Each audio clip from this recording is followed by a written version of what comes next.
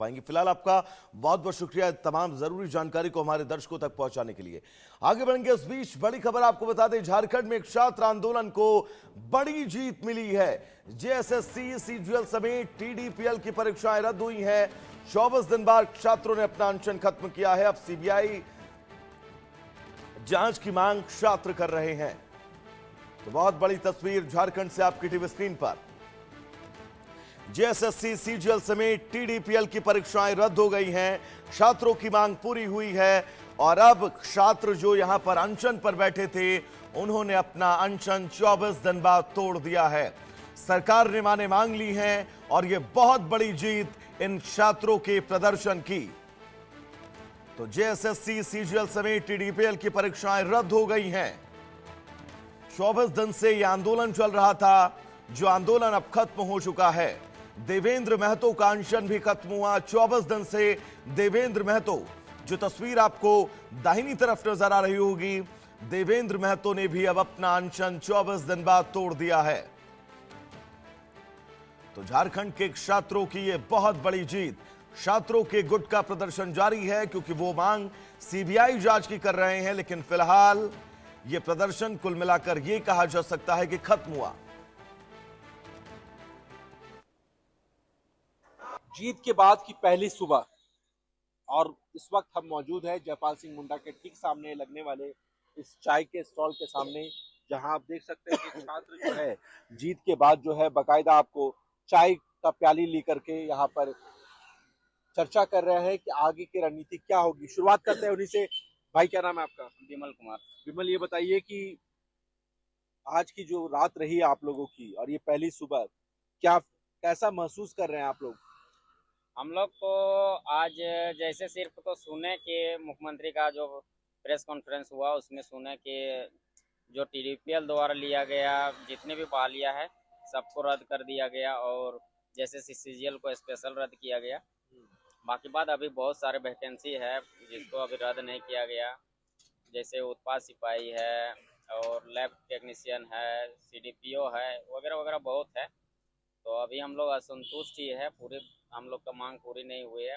साथ में अभी जो कि हम लोग का सीबीआई की मांग है, जैसे ईडी का मांग है, तो अभी ये सब हम लोग का मांग पूरे नहीं हुए हैं। पहले ये बताइए कि खुश हैं?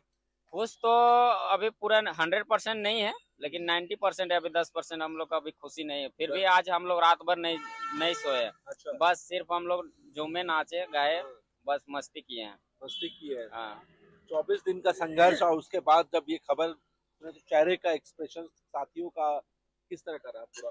देखिए, अंदर से खुशी भी था और कुछ थोड़ा बहुत दुखी भी था, क्योंकि कुछ अपनों ने भी, हमारे जेन्युइन लड़के भी जॉब में, मतलब ये सीजीएल में नौकरी लिए हैं। जैसे 11वीं-13वीं से मेरा एक दोस्त भी है, तो इस तरह से हम लोग दुखी भी हो रहा है। लेकिन क्या करें, अब इसका सिस्टम के कारण उन लोग का नौकरी जा रहा है, हम लोग के कारण नहीं जा रहा है। हम लोग तो सिस्टम से लड़े, उन लोग से तो हम लोग लड़े नहीं है।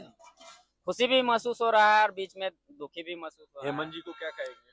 उनको तो धन्यवाद नहीं देंगे, क्योंकि वो धन्यवाद के पात्र नहीं है। धन्यवाद के पात्र रहते तो हम लोग को आज 24 दिन नहीं लगता। फिर भी छोटा सा धन्यवाद रहेगा। छोटा सा धन्यवाद रहेगा, बड़ा दिल से छोटा सा धन्यवाद। हाँ, बड़ा दिल से छोटा सा धन्यवाद रहेगा। क्या नाम है भाई? मेरा नाम महेश कुमार है। पहली बात तो मैं हाँ। धन्यवाद की बात बोल रहे हैं।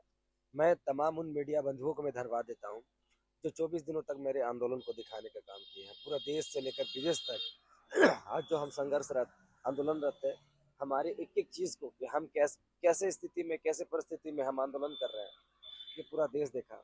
इसकी आप गवाह बने। और विशेष रूप से मैं लोकतंत्र का चौथा स्तंभ को मैं शुभकामनाएं और बधाई देता हूँ। रही बात दूसरी, हम लोग छात्रों का संघर्ष, हम लोग छात्र बहुत संघर्ष किए। हम लोग को लग रहा था कि ये छात्र लोग बस महज 2 दिन बैठेंगे, 4 दिन बैठेंगे, इनका हौसला हिम्मत टूट जाएगा, ये चले जाएंगे। लेकिन हमने दृढ़ संकल्प लेके इस बार बैठा था, क्योंकि हमने ठान लिया था कि इस बार जो भी हो, सरकार को तो हम लोग झुकना पड़ेगा हम लोग के सामने, क्योंकि हमारी जो मांग थी वो कोई असंवैधानिक मांग नहीं थी। हमने जो भी मांग रखा वो संवैधानिक तरीके से, हमारी मांगे जायज थी और हमने उन मांगों को रखा। गंभीरता पूर्वक इसमें चिंतन मंथन माननीय मुख्यमंत्री जी ने किए। समय जरूर लगा, विलम्ब जरूर हुआ इस निर्णय को देने में। हाँ, थोड़ा खुशी तो है, खुशी है। चेहरे खुशी पर है। अबीर जो है वो अभी भी दिख रहा है आपका, हाँ, लाल ये रंग जो है वो छूटा नहीं है। हाँ, ये रात का है। जब हम लोग जश्न में थे तो हम लोग तमाम छात्र यहाँ से स्टेडियम से हम लोग अल्बर्ट एक्का चौक हम लोग जश्न मनाने के लिए गए हुए थे, क्योंकि एक खुशी हम लोग की थी। जिस तरह से सीजीएल का मामला चल रहा था, हम लोग चाह रहे थे कि मामला उसी में ज्यादातर अटका हुआ था। बहुत सारे ऐसे मुद्दे हैं, सरकार इस पर भी चीजों को चिंतन मंथन करेगी, देखेगी कि क्या करना है नहीं करना है। लेकिन तत्काल यही है कि माननीय मुख्यमंत्री के द्वारा ये घोषणा किया गया है कि सीजीएल रद्द हो गया, तो हम लोग में खुशी की लहर जगी है। बिल्कुल। क्या नाम है भैया? ओम प्रकाश। ये बताइए कि रांची के आंदोलन से सबसे बड़ा मैसेज देश भर के में क्या गया है? सबसे बड़ा आपको क्या लगता है? सबसे ज्यादा तो डर एक हुआ पेरेंट्स में, कि उन लोग को भी लगता था कि पैसा दे के जॉब लेना इजी है। स्टूडेंट लोग को भी था कि पैसा दे के जॉब आसानी से मिल जाएगा। ये धारणा खत्म हुआ है। सबके अंदर डर है कि पैसा देने के बाद भी मेरा जॉब सेफ नहीं है, कुछ भी हो सकता है। मतलब आप ये कह रहे हैं कि जिन लोगों आप क्योंकि बड़े पैमाने पर धांधली की बात तो सामने आ गई, खुद चीफ मिनिस्टर ने भी कहा कि जांच में तमाम चीजें निकल करके आ रही है, तो जिन लोगों ने पैसा लगाया, जिन लोगों ने पैसा लिया, बदले में नौकरी दी, तो अब जिन्होंने पैसा दिया, जिन्होंने लिया, अब तो दोनों ही पार्टियों में डर होगा कि अगर अगर आगे ऐसा करेंगे तो उनके लिए खतरे की घंटी है। हाँ जरूर, और ये चीज होना भी चाहिए, क्योंकि बहुत ज्यादा झारखंड में इतना इजी हो गया था। सब हर एक इंसान के मुंह से निकल रहा था कि हाँ पैसा दीजिए नौकरी ले लीजिए। एक हाथ पैसा दीजिए, दूसरा हाथ आप नौकरी ले लीजिए। अब पैसा देके नौकरी लेने पर सालों साल तक कोर्ट का चक्कर जो लगता था कि क्या होगा, ज्यादा से ज्यादा कोर्ट में जाएगा, लड़ते रहेंगे, तब तक पेंशन ले लेंगे, अब वो खत्म। आपका एक सवाल आया सरकार की बात की। वर्तमान में सरकार जो भी राज्य में चला रही है, चाहे पूर्व की सरकार है, सरकारें आते जाती रहती है, छात्र वही रहते हैं, और सरकार को किसी को तो जिम्मेवारी लेनी पड़ेगी ना। हमारी लड़ाई सरकार से नहीं थी, हमारी लड़ाई सिस्टम से थी। क्योंकि ये सिस्टम जो है ना, वो आज जेएमएम में कांग्रेस की सरकार है, सिस्टम उसके लिए काम कर रही है। आज ये सरकार चली जाएगी, कल भाजपा या कोई अन्य पार्टी की सरकार आएगी, सिस्टम उसके लिए काम करती है। तो मुझे सिस्टम में सुधार जाने चाहिए कि सिस्टम अगर सुधरता है तो आने वाला पीढ़ी हमारी सुधर जाएगी। बिल्कुल, बहुत बड़ी बात कही है। आपका क्या नाम है? चंदन कुमार हो। अबीर तो आपका अभी आपका छूटा नहीं है, पूरे चेहरे पर दिख रहा है। ये बताइए, इस आंदोलन की 3 बड़ी बातें आपको क्या लगता है कि क्या निकल करके आई है, और ये आंदोलन अब किस दिशा में जा रही है?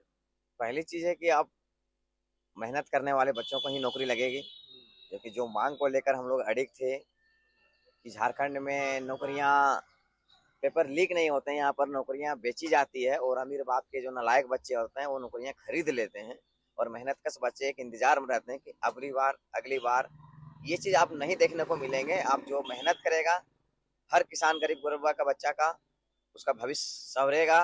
और पहली बात है कि सरकार तो बहुत सारे परीक्षाएं को रद्द किया, लेकिन उसमें से बहुत सारी परीक्षाएं बच गई है।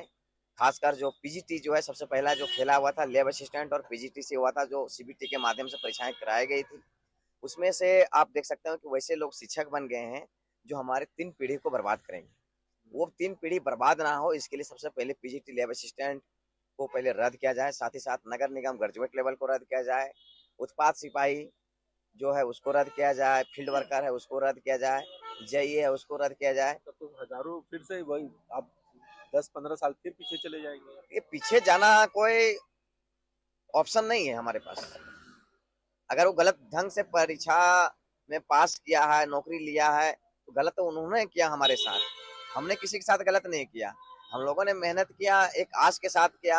आज 32 साल की उम्र में आज हम अभी इंतजार में है कि अब हमें मौका मिलेगा, हम नौकरी में आएंगे। लेकिन मेरे साथ गलत उन लोग ने किया जो पैसे से नौकरियां ले लिया, और हम लोग मेरिट में होने के बाद भी छट गए। अब बताइए, आगे आप लोगों का क्या लाइन लेंथ है? ये जो आंदोलन के लिए जो तमाम जो हम कह सकते हैं कि तिरपाल जो लगे थे, वो अब हटेंगे कि अभी भी जारी रहेगा? वो तो जारी रहेगी, क्योंकि हमारी जो मांगे हैं, सरकार अभी उस मांगों पर अगर हमारी वार्ता नहीं होती है। मैंने 2-3 बार वार्ता किया मंत्रियों के साथ, कल भी हमारे मंत्रियों के साथ वार्ता का था, लेकिन माननीय मुख्यमंत्री जी ने बड़ा दिल दिखाया और सभी परीक्षाओं को लगभग रद्द किए। लेकिन जो परीक्षाएं बच गए उस पर मुख्यमंत्री जी क्या निर्णय लेंगे, इसके लिए हम लोग अड़िग हैं। और हमारे जो इस आंदोलन के सूत्रधार हैं देवेंद्र नाथ महतो, वो कुछ देरी में यहाँ पर आएंगे, छात्रों के साथ बैठकें करेंगे। उसके बाद हम लोग घोषणा करेंगे कि हमारा आंदोलन का स्वरूप क्या होगा और आगे हमारा किस प्रकार की रणनीति अपनाई जाएगी। एक आखिरी सवाल मेरे को ये बताइए कि सवाल का जवाब देना चाहता हूँ। अभी मेरे एक मित्र से आपने सवाल किया कि तमाम ऐसे नियुक्तियों को आप लोग रद्द करवा देंगे तो राज्य तो पीछे 15 साल पीछे चला जाएगा। मैं ये कहना चाहता हूँ कि चयन हो पर योग्य उम्मीदवार की चयन हो। अयोग्य उम्मीदवार अगर जो पैसे दे के नौकरी खरीदेगा ना, और जो टैलेंटेड बच्चा रहेगा वो पैसे का अभाव में वो नौकरी नहीं कर पाएगा, तो जो टैलेंटेड योग्य बच्चा होगा ना, जो अपनी योग्यता से राज्य को आगे ले जाएगा, और जो पैसे दे के जाएगा ना सर, नौकरी लेगा ना, उसके दिमाग में यही चलते रहेगा कि मैं पैसा दे के आया हूँ, मुझे पैसा लूटना है। वो राज्य को खोखला और अहम सवाल ये भी है कि जैसे सीजीएल को लेकर के था कि आप लोगों के पास सबूत थे, आप लोगों ने तमाम एजेंसियों के सामने रखे, तो वैसे ही आपके पास ये तर्क होना चाहिए, वो एविडेंस होनी चाहिए कि जिसके आधार पर आप कह रहे हैं कि बाकी जो परीक्षाएं हुई है, चाहे 10 साल पहले हुई हो, 12 साल पहले हुई हो या 5 साल पहले हुई हो, जिनकी भी नौकरी लगे, बिना सबूत के अगर आप कहेंगे कि सभी परीक्षाओं को रद्द किया जाए, क्या ये जायज है? देखिए, बार मैं ये कह रहा हूँ कि जो एजेंसी के द्वारा एग्जाम लिया गया वो ऑलरेडी वो ब्लैक लिस्टेड है।